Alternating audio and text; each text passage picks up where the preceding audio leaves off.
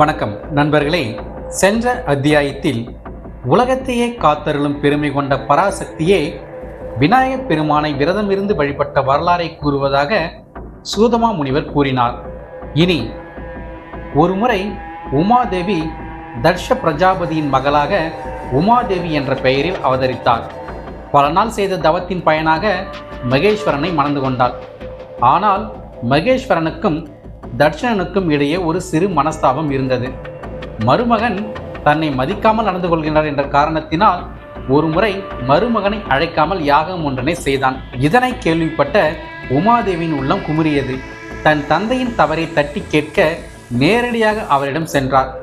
உன்னை யார் இங்கே வர சொன்னது? அழையாவிருந்தாலேக என்று கேட்டு அவரை அவமானப்படுத்தினான். மேலும் சிவநிந்தனையும் செய்தான். இதனால் கோபமுற்ற தாட்சாயினி இந்த யாகம் அழியட்டும் என்று சாபம் விட்டுவிட்டு நேராக சிவனிடம் சென்று நடந்ததை கூறி அழுதாள். இதனால் கோபமுற்ற ஈசன் வீரபத்ரனை அனுப்பி யாகத்தை அழித்ததோடு மட்டுமல்லாமல் தட்சணையின் தலையையும் மறுத்தார். தேவர்களின் வேண்டுகோளுக்கு இணங்க இறந்த தேவர்கள் அனைவரையும் உயிர்ப்பித்தார். மேலும் அங்கிருந்த ஆட்டின் தலையை தட்சனுக்கு பொருத்தி உயிர் கொடுத்தார்.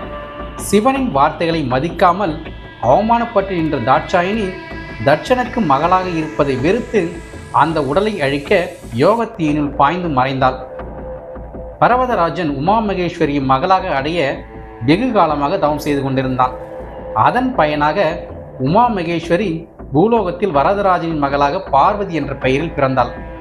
அவளுக்கு சிவனின் மீது அளவு கடந்த விருப்பம். அதனால் கங்கை சிவனை அடைவதற்கு முன்பாக தான் அவருடன் கலக்க வேண்டும் என முடிவு செய்தாள். அதற்காக தன் தந்தையிடம் சென்று நான் சிவனை அடைய வேண்டும், அதற்கு நான் என்ன செய்ய வேண்டும் என்று கேட்டாள். மகளே, நம் மனதில் நினைத்ததை உடனே நிறைவேற்றி வைக்கின்ற ஒரே விரதம் விநாயகர் சதுர்த்தி விரதம்.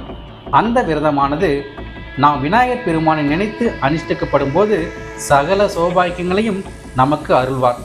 நீ அந்த விரதத்தை கடைபிடித்தால் சிவனை மாலை சூடுவது மிக எளிதான ஒன்றாகிவிடும் என்று கூறினார். இதனை கேட்ட பார்வதி தேவி மிகவும் மகிழ்ந்தாள். தந்தையே, அந்த விரதம் குறித்து விரிவாக கூறுங்கள், நானும் அதை கடைபிடிக்கப் போகிறேன் என்றாள். பர்வதராஜன் தன்னுடைய மகளுக்கு விநாயகப் பெருமானின் சதுர்த்தி விரதத்தை பற்றி கூற ஆரம்பித்தார்.